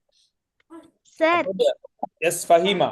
சார் எங்கட அம்மா சொல்ற முந்தி மின்னல் வெட்டப்போ போல திறந்த வெளியில அளவங்கு போட்டு வைக்கியா. திறந்த வெளியில அளவாங்கு போட்டு வச்சிருக்கணுமா? அப்படியா? Yes sir. விலங்குல திறந்த வெளியில அளவாங்கு போட்டு வச்சிருந்தா என்ன நடக்கும் அம்மா சொல்றாங்க? பெருசா வர இடி மின்னல்ட தாக்கம் அதோட போறேன். பெருசா வர இடி மின்னல்ட தாக்கம் அதோட. ஃபஹீமா, நீங்க அம்மாட்டே நிறைய விஞ்ஞான ரீதியான விஷயங்களை படிச்சு கொள்ளலாம். ரொம்ப சந்தோஷம். உண்மையில பெஞ்சமின் பிராங்க்லின் செஞ்ச அதே எக்ஸ்பெரிமெண்ட் தான் இப்ப அம்மா சொல்றது. அதாவது நான் சொன்னேன் தானே, ரைட்டை நான் வரைஞ்சி விளங்கப்படுத்தினேன். கதையை கொஞ்சம் சொல்லி விடணும், கட்டாயம் தெரிஞ்சிருக்கணும். என்னன்னு கேட்டா, இந்த எங்கட பாருங்க, பெஞ்சமின் பிராங்க்லின் என்ன செய்யறான்னு கேட்டா, நான் ஏற்கனவே சொல்லிட்டேனே, மலை மேகங்களை பத்தி இன்னும் படிப்பிக்கல. மலை மேகங்கள் இருக்கு. மலை மேகங்கள்ல இருந்துதான் மின்னல் உருவாகும். மின்னல் என்றால் ஒரு மின்சாரம் என்று இப்ப நாங்க தெரிஞ்சு வச்சிருக்கிறோம். அப்ப என்ன செய்யறாண்டா, அவர் கீழே நின்று கொண்டு, இதுதான் பெஞ்சமின் பிராங்க்லின். ஓகே, பட்டம் ஒன்றை விடுறார். ஓகே, இதான் பட்டம். பட்டத்தை விடுறாரு எங்க? முகில் கிட்ட வரைக்கும். நாங்களும் அவ்வளவு தூரம் விட மாட்டோமே. அதான் இந்த மழை காலங்கள்ல பட்டம் விடுறதும் கொஞ்சம் டேஞ்சர். பட்டத்தை விடுறாரு எங்கண்டா, முகில் கிட்ட போற அளவுக்கு. எவ்வளவு நீளமான பட்டமா இருக்கும் யோசிச்சுக்கோங்க. அந்த பட்டத்தின் நூல், அந்த நூல்ட கீழ் முனையில ஒரு சாவி ஒன்றை பொறுத்தி, ஒரு இரும்பாலான ஒரு பொருளை பொறுத்தி வச்சிருக்காரு. இரும்பு, இது ஒரு இரும்பு. நான் சொல்ற விலங்குன்னு நினைக்கிறேன். இது பட்டம் பிள்ளைகள். பட்டத்தின் நூலோட கீழ் முனையில ஒரு இரும்பு சாவி, ஒரு இரும்பு ஒன்றை பூட்டி வச்சிருக்கிறார். பூட்டி கையில வச்சிட்டு இருக்கிறார். இப்ப நாங்க படிச்சிருக்கிறோம் என்ன, முகிலிலிருந்து மின்னல் அடிக்கின்றது. மின்னல்ண்டா கரண்ட் என்று நான் சொல்லியிருக்கேன் இப்போதைக்கு. அப்ப அந்த முகில்ல இருக்கக்கூடிய அந்த மின்னல் அல்லது அந்த கரண்ட் இந்த பட்டம் வழியாக, இந்த நூல் வழியாக வந்து இந்த இரும்பு சாவியினூடாக இந்த பிராங்க்லினை தாக்குகின்றது. அப்ப தாக்குன பிற்பாடு ஷொக் அடிக்குது, அவருக்கு கரண்ட் ஷொக் அடிக்குது. சோ அதுல இருந்து கண்டுபிடிக்கிறார், எஸ் மின்னல் என்றால் மிகப்பெரிய ஒரு கரண்ட் தான், ஒரு மின்சாரம் தான் அப்படிங்கிறத கண்டுபிடிக்கிறார். இந்த ஆய்வை பயன்படுத்தி தான் பிள்ளைகள் இப்போ ஃபஹிமாட அம்மா சொன்ன விடயத்துக்கு நான் வரேன். என்னன்னு கேட்டா, இது ஒரு மலைமுகில், சரியா? இது ஒரு மலைமுகில். இதுல இருந்து கரண்ட் வரும், மலைமுகில்களிலிருந்து கரண்ட் வரும். ஓகே, சோ இது என்னுடைய வீடுன்னு வச்சுக்கொள்ளுங்களேன். இது என் வீட்டு பக்கத்துல இருக்க ஒரு மரம் என்று வச்சுக்கொள்ளுங்களேன். இதான் பூமி. இந்த மலைமுகில்ல இருக்கக்கூடிய கரண்ட் பூமிக்கு வருவதற்கு விரும்பும். அப்ப பூமிக்கு வாரத்துக்கு ஈஸியான வழி என்னண்டா, டிரெக்டா அங்கிருந்து பூமிக்கு குதிப்பதை விட இந்த மரத்தின் மீது குதித்து மரத்தினூடாக பூமிக்கு வர்றது ஈஸி. ஆகவே நாங்களும் அப்படித்தானே. அப்போ இந்த மரத்துல குதிச்சு பூமிக்கு இறங்கும் போது மிகப்பெரிய கரண்ட் காரணமாக இந்த மரம் சேதமாகும். அதாலதான் இந்த கடுமையான இடிமின்னல் அடிக்கிற காலத்துல மரத்துக்கு கீழே போய் நிக்காதீங்கன்னு உங்களை சொல்றது. அதே மாதிரி சில நேரம் இந்த மலைமுகில்ல இருக்கக்கூடிய மின்னல் இந்த வீட்டினூடாக பாய்ந்து வீட்டினூடாக மண்ணுக்குள்ள வரலாம். அவ்வாறு வீட்டினூடாக பாய்ஞ்சா வீடு சேதமாகும். அப்போ எவ்வாறு இருந்து வீட்டை பாதுகாக்க போறோம்? இந்த இருக்கு வீடு. இப்போ கொழும்புல எல்லாம் பாத்தீங்கன்னா 150, 200 அடுக்குமாடி கட்டிடங்கள் இருக்கு. வேர்ல்ட் ட்ரேட் சென்டர்லாம் மேல இருக்கும், வானத்துக்குள்ள தான் இருக்கும். அப்போ நான் சொல்றேன், கீழே நிக்கிற மரத்துக்கே மின்னல் பாயுதுண்டா அந்த வேர்ல்ட் ட்ரேட் சென்டர் இருக்கலாம், அங்கனைக்குள்ளே இறங்கலாம். சோ எங்களோட பெஞ்சமின் பிராங்க்லின் இந்த இடத்துல எங்களுக்கு ஹெல்ப் பண்ணியிருக்காரு. என்ன ஹெல்ப் பண்ணா, அவர் கண்டுபிடித்த அந்த மின்னல் கடத்தி அந்த பட்டத்தை செய்தாரே, பட்டம் போல ஒரு செப்பு கம்பி, பாருங்க, ஒரு செப்பு, ஒரு உலோகம் என்னன்னு விளங்குமா இருக்கும். செப்பு, இரும்புன்னு ஞாபகம் வச்சுக்கொள்ளுங்களேன். அந்த கம்பி அப்படியே கொண்டு வந்து இந்த கட்டிடத்தின் ஓரத்திலே கொண்டு வந்து கீழே மண்ணுக்குள்ள புதைச்சிடுறது. இதான் மண். இப்ப இந்த மலைமுகில்ல வார மின்னல் கரண்ட் மண்ணுக்கு வரணும்டா இந்த முகில்ல இருந்து மண்ணுக்கு குதிக்க தேவையில்லை, இந்த வீட்டுக்குள்ள குதிச்சு வர தேவையில்லை, ஈஸியா போகலாம். எப்படி? இந்த இரும்புக்குள்ள பாய்ந்து இந்த செப்பு கம்பியினூடாக போகலாம். எங்களுக்கு தெரியும், செப்பு கம்பியிலையோ இரும்பு கம்பியிலையோ கரண்ட் மிக இலவாக போகும், சேதமாகாது, உடையாது. எங்கட ஃபஹிமாவா அம்மா சொன்னாங்க, அம்மா என்ன சொன்னாங்க, அளவாங்க மண்ணில் புதைச்சு வைக்கணும். ரைட், அளவாங்க புதைச்சு வச்சா இந்த அளவாங்க ஒரு இரும்பு சாமா, உருக்கு, இரும்பு, ஒரு உலோகம். சோ இந்த மின்னல் மலைமுகில்ல இருந்து வார மின்னல் இந்த அளவாங்கில் பாய்ந்து அது கூடாக மண்ணுக்குள்ள போகும். அளவாங்கு சேதமாகாது, ஏன்னா அளவாங்க ஒரு உலோகம், மின்ன நன்கு கடத்தும். படிப்போம் நினைக்கிறேன், எங்கேயோ இருக்கு, கிரேட் 6ல கொஞ்சம் இருந்தது, 7ல படிப்போம். ஆக இந்த அளவாங்கு இந்த மின்னல் கடத்தியெல்லாம் கிட்டத்தட்ட ஒரே விடயம் தான்.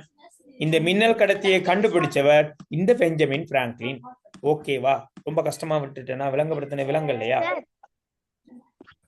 சார் எஸ் சார், எங்க வீட்டு கிட்டக்க அந்த இரும்பால கம்பி ஒன்று அந்த இதாக்கி நாட்டி வச்சு அதுல எர்த் வயர் கட்டி வச்சுக்கு சார். அதுக்கா? உங்களோட வீட்டுல எர்த் லைன் மண்ணுக்குள்ள எல்லாரும் வீட்லயும், ஃபஹிமா வீட்டுல மட்டும் எல்லாரும் இந்த இடத்துல இருக்கிற அவ்வளவு பேட வீட்லயும் எர்த் அண்டு ஒரு வயரை கொண்டு போய் மண்ணுக்குள்ள புதைச்சிருப்பாங்க. அதுவும் ட்ரிப், வெரி குட், எங்கட அப்சா சொல்ற மாதிரி ட்ரிப் சுவிட்ச் கனெக்ஷன். அதாவது நாங்க வீட்டுல கரண்ட் பாவி கேட்க இடிமின்னல் தாக்கம் ஏற்படும் போது வீட்டுக்குள்ள இருக்கிற உபகரணங்களை பாதுகாப்பதற்கான ஒரு நுட்ப முறை. பட் அது மின்னல் கடத்தி என்று சொல்றதுக்கு இல்ல, பட் அந்த மாதிரியான ஒரு அமைப்பு தான். சரியா?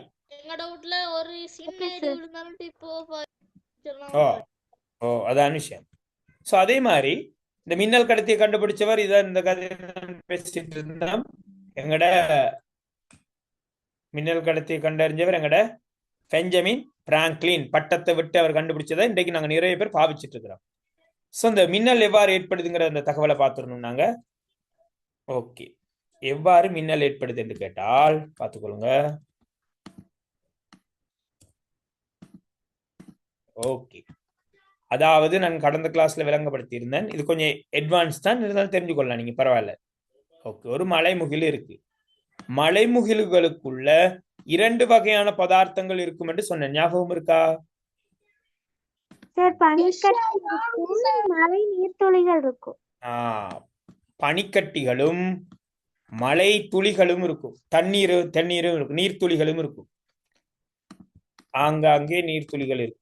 இப்ப நான் ரவுண்ட் பண்ணிருக்கிறதெல்லாம் பனிக்கட்டி என்றா, அதுக்குள்ள இருக்கிற டொட்ஸ் எல்லாம் நீர்த்துளிகள். மலைமுகில் தானே, மலைமுகில் என்றா மழை தண்ணி இருக்கிறது இதா இருக்கு. காற்று வீசும் போது பிள்ளைகள், காற்று வீசும் போது மலைமுகில் என்றா எவ்வளவு பெருசு யோசிச்சுக்கோங்க. இப்போ சாதாரணமா யோசிங்க, இந்த சின்ன பேனைய என்னோட தலைமையில கொஞ்சம் தேய்ச்சிட்டு வைக்கும்போது கவர்கின்றதுண்டா, மலைமுகில் அவ்வளவு பெரிதாக இருக்கும். அதுக்குள்ள எவ்வளவு நீர் இருக்கும், எவ்வளவு பனிக்கட்டி இருக்கும். காற்று வீசும்போது மலைமுகில் அங்கும் இங்கும் அசையும். அவ்வாறு அசையும் போது உள்ள இருக்கிற நீரும் பனிக்கட்டியும் உரோஞ்சிப்படும். சரியா? நீரும் ஐஸ் கட்டிகளும் நன்கு உரோஞ்சிப்படும். உரோஞ்சிப்பட்டதுண்டா முகில்களுக்குள்ளே ஏற்றம் பிறப்பிக்கப்படும். எவரண்டா மேல் பக்கம் நேர் ஏற்றம், கீழ்புறம் மறையேற்றம் என்றா என்ன அர்த்தம்? ஏன் மேல் பக்கம் நேரேற்றம், கீழ்பக்கம் மறையேற்றம்? என்ன காரணம்? சார் அப்படின்னா பூமியில நேரேற்றம் காணப்படும். ஓகே வசீகரணி, இப்ப நாங்க பார்த்துட்டு இருக்க முகில்களுக்குள்ள, முகிலுக்குள்ளேயே மேற்பரப்பு நேரேற்றம், கீழே முகிலுக்குள்ளேயே கீழ்பரப்பு மறையேற்றம். அப்போ ஏன் நான் கேட்கிற கேள்வி, ஏன் மேல நேர் கீழே மறை, என்ன காரணம்? அல்லது இலத்திரன் காரணமாக. ஓகே, எங்க இருந்து எங்க இலத்திரன் போயிருக்கும்? கீழ் நோக்கி இலத்திரன் போயிருக்கும் சார். Very good. மேல் புறத்திலிருந்து கீழ்புறமாக இலத்திரன் போயிருக்கும். அப்ப கீழ்பக்கம் இலத்திரன் மறையேற்றம். இந்த முகில் தான் ஏற்றம் பெற்ற முகில். இந்த முகிலுக்கு அழகான பேர் மின்னல் முகில். இவர் ரெடியா இருக்கிறார், மிகப்பெரிய கரண்ட் இறக்க பார்த்துட்டு இருக்கிறார். சோ இவர் சுத்தி கொண்டு மிக உயரத்துல இருக்கலாம், அங்க இருந்து எங்களுக்கு பிரச்சனை இல்லை. மிக உயரத்துல இருந்தாருண்டா இவர் என்ன செய்வார், இந்த ஏற்றங்களை, இந்த கரண்ட், இந்த ஏற்றங்களை தான் கரண்ட் என்று சொல்லுவோம், இந்த ஏற்றங்களை அப்படியே வானத்துக்குள்ளே இறக்கி விட்டுருவார். எங்களுக்கு ஒரு பிரச்சனை இல்லை. பாருங்க, மழை காலத்துல பாருங்க, வானத்திலே இப்படி இப்படி இப்படி கோடு கோடா போகும், பார்த்து இருக்கிறீங்களா? அந்த மேலேயே மின்னல் போகும், இப்படி இப்படி கோடு கோடா போயிட்டு இருக்கும். அது எங்களுக்கு டேஞ்சர் இல்ல. சப்போஸ் இந்த மலைமுகில் அங்க சுத்தி கீழே பூமி கிட்ட வந்தடா, பூமி நேரேற்றம், பூமி நேரேற்றம். இப்போ இந்த பேனை தலையில தேய்ச்சா தலை நேர், பேனை மர. ஆனா போயிட்டு பாருங்க, எங்கட பேப்பரை கவருது. அப்ப பேப்பர் என்ன? அது போல இந்த மலைமுகில்கள் சுத்தி கொண்டு பூமி கிட்ட வரும்போது பூமி நேராகும். ஆக முகில்ல உள்ள மறையெல்லாம் பூமிக்கு பாயும். இதைதான் நாங்க மின்னல் என்று சொல்றோம். முகிலுள்ள மறையேற்றங்கள் பூமிக்கு இடமாறும். இதான் மின்னல், மிகப்பெரிய கரண்ட். இதான் கரண்ட். ஏற்றங்கள் பாய்தல் தான் கரண்ட். படிப்போம், நினைக்கிற அடுத்த பாடத்துல இருக்கு. ஏற்றங்களின் பாய்ச்சல் கரண்ட் எனப்படும். சோ மிகப்பெரிய கரண்ட் பூமிக்கு பாயும். சோ இந்த கரண்ட் பாயும் போது எங்கட மேல பாஞ்சா நாங்க பாதிக்கப்படுவோம், எங்கட வீட்டுல பாஞ்சா வீடு பாதிக்கப்படும், ஒரு வீட்டு உபகரணங்கள்ல பாஞ்சதுன்னா வீட்டு உபகரணங்கள் பாதிக்கப்படும், மரத்துல விழுந்தா மரம் பாதிக்கும். இதெல்லாம் தவிர்க்கத்தான் எங்கட பெஞ்சமின் பிராங்க்லின் என்ன செய்தார், பட்டத்தை விட்டு இந்த கரண்ட பூமிக்கு கொண்டு வர முறையை கண்டுபிடிச்சார். அந்த பட்டத்தை விட்டு கண்டுபிடிச்ச அந்த உபகரணத்துக்கு பெயர் மின்னல் கடத்தி. சோ மின்னல் கடத்தியை கண்டறிந்தவர் எங்கட பெஞ்சமின் பிராங்க்லின். விளங்குதா? ஓகே, ஏதாவது டவுட் கேட்கிறேன்டா கேட்கலாம். 1 நிமிடம் டைம்.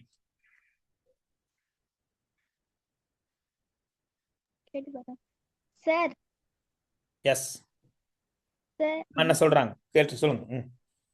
சார் இப்ப நீங்க பேரொண்டு சொன்னீங்க சார், பெஞ்சமின் பிராங்க்லின். இல்ல சார், மின்னல் கடத்தி. மின்னல் கடத்தி. மின்னல் கடத்திக்கு இங்கிலீஷால என்ன சொல்லுங்க? Lightning conductor. ஓகே. பாருங்க வாங்க சர்ச் பண்ணுவோம் நாங்களாம் சேர்ந்து லைட்னிங் கண்டக்டர். ஓகேங்க, லைட்னிங் கண்டக்டர்.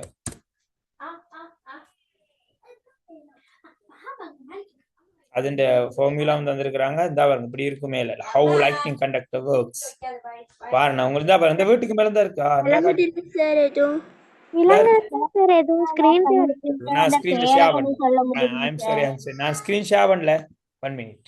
இந்த வீட்டுக்கு மேல இருக்கு பாருங்க. இந்த பாருங்க கூகுள்ல சர்ச் பண்ணுங்க நல்லா இருக்கும். லைட்னிங் கண்டக்டர் என்று சர்ச் பண்ணுங்க.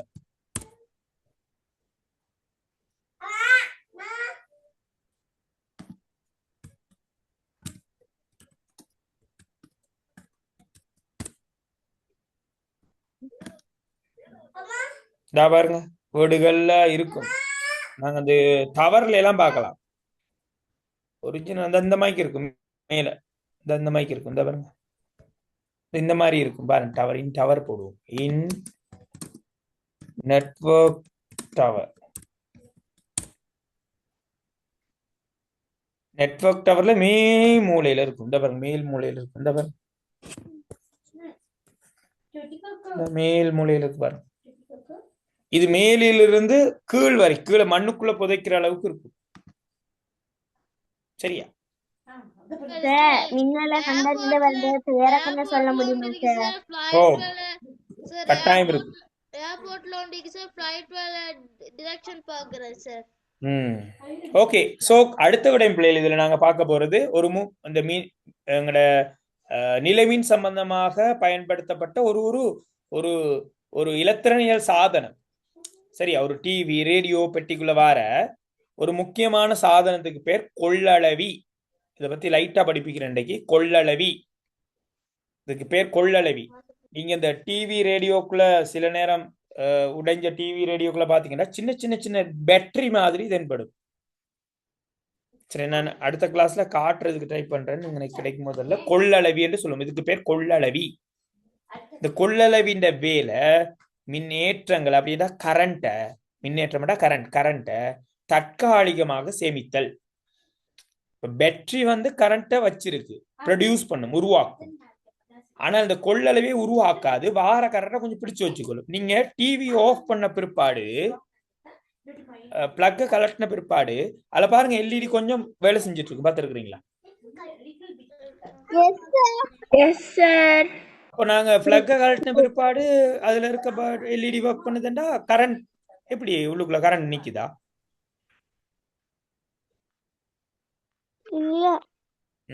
உள்ளுக்குள்ள கரண்ட் இருக்கிறதுக்கு ரீசன் கொள்ளளவி கொஞ்சம் கரண்ட சேமிச்சு வச்சிருக்கு. அந்த கரண்ட் கொஞ்ச நேரத்துக்கு யூஸ் பண்ணப்படும். அப்ப கொள்ளளவின் வேலை தற்காலிகமாக மின்னை சேமித்தல். அப்ப கொள்ளளவியோட குறியீடு இருந்தா இருக்கு பிள்ளை. நாங்க 6ல மின் உபகரணங்களோட குறியீடு படிச்சிருக்கோம். ஞாபகம் இருக்கா? பேட்டரி ஞாபகம் இருக்கா? அம்மீட்டர், அதாவது அம்பியர் மானி, வோல்ட் மானி ஞாபகம் இருக்கா? ஓகே, கல்வனோமானி. Okay good. அது போல கொள்ளளவின் குறியீடு பாருங்க கிட்டத்தட்ட பேட்டரி மாதிரியே இருக்கு. ஆனால் 2 புயங்களும் ஒரே அளவுல இருக்கு. கொள்ளளவி. சோ இதனுடைய அது பேட்டரியோடது, இது கொள்ளளவின். சோ கொள்ளளவி சம்பந்தமான ஒரு எக்ஸ்பெரிமெண்ட் நான் உங்களுக்கு காட்டணும். அதை பார்த்துட்டு நாங்க யூனிட் 2 நாங்க அதை முடிச்சு கொள்ளலாம். யூனிட் 2ல இருக்கக்கூடிய எக்ஸசைஸை நீங்க செய்து கொள்ளலாம் வீடுகள்ல. அதோட நாங்க அடுத்த கிளாஸ்ல நான் நினைக்கிறேன் உங்களுக்கு யூனிட் 2 ஒரு இப்படிதானே 7 மணியிலிருந்து 8:15 வரை கிளாஸ் போயிட்டு இருக்கு. இப்போ இந்த காலத்துல ஒரு 15 நிமிடம் சின்ன குறைப்பு செய்யப்பட்டிருக்கு. ஸோ நாங்க என்ன செய்யலாம்னு கேட்டா அடுத்த கிளாஸ்ல இந்த நிலை மின்னேற்றம் சம்பந்தமான ஒரு 15 நிமிடம் எக்ஸ்பெரிமெண்ட் அதோட சம்பந்தப்பட்ட விடயத்தை டிஸ்கஸ் பண்ணிட்டு 3வது பாடத்தை ஆரம்பிப்போம் அடுத்த கிளாஸ்ல. ஓகேவா? 3வது பாடம் மிக முக்கியமான பாடம், மின் உற்பத்தி. மிக முக்கியமான பாடம், மிக ஆழமான பாடம். கொஞ்சம் டீட்டெயிலா படிப்பிக்கணும். ஸோ முடிஞ்ச அளவில் அதில் சில சர்க்கிட்ஸ் எல்லாம் செய்து காட்ட வேணும். நான் முடிஞ்ச அளவில் சர்க்கிட்ஸ் எல்லாம் ரெடி பண்ணி உங்களுக்கு காட்டி படிப்பிக்க முடியும். ஸோ இப்போ படிக்கிற பாடமும் அடுத்து படிக்க போற பாடத்துக்கு மிக நெருங்கிய தொடர்பு இருக்கு. ஸோ இந்த பாடத்துல உள்ள விடயமும் அங்கு உள்ளடக்கி இரண்டுக்கும் சேர்த்து ஒரு யூனிட் எக்ஸாம் செய்வோம் பாட முடிவுல. ஸோ இன்றைக்கு ஜாயின் பண்ண உங்களுக்கு பாடம் விளங்குற வகையில் இருந்ததா? ஓ சார், நல்லா விளங்கியது. ஓகே, எங்க சஃபா ஓகேவா? கடந்த கிளாஸ் வரையில இந்த கிளாஸ் ஓகேவா உங்களுக்கு? Okay sir. ஓகே, ஸோ இப்போ நாங்க இதோட கிளாஸ் நாங்க க்ளோஸ் பண்றோம். சொல்லுங்க, உங்களோட என்ன கேட்கணும் சொல்லுங்க. ஓகே, அடுத்த கிளாஸ்ல நான் உங்களுக்கு மின் உற்பத்தி படிப்பிப்பேன். ஸோ அதை முடிச்சுட்டு 2 சேர்த்து யூனிட் எக்ஸாம் நடக்கும். நினைக்கிறேன் மார்ச் 20களில் உங்களுக்கான ஸ்கூல்களில் பெரும்பாலும் முதலாந்தமான பரீட்சை நடக்கும் போல, அப்படி நான் கேள்விப்படுறேன். மார்ச் 20, 25களில் மாதிரி. ஸோ எது எப்படியோ அதுக்கிடையில் பெரும்பாலும் தேவையான அளவு சிலபஸை கவர் பண்ணி நாங்கள் கொண்டு போவோம். ஸோ எல்லாருக்கும் good night, God bless you. நாங்கள் அடுத்த கிளாஸில் சந்திப்போம். Thank you, sir. Bye. Good night. Sir, bye sir.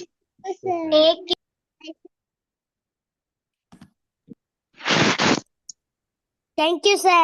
Okay, God bless you. Good night.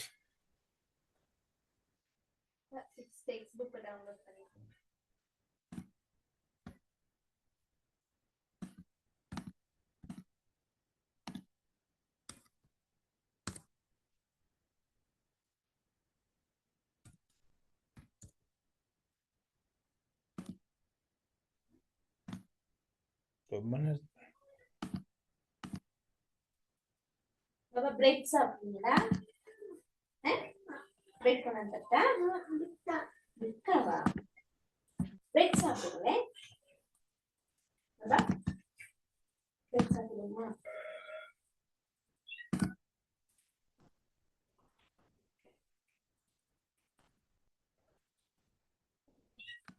Dakshita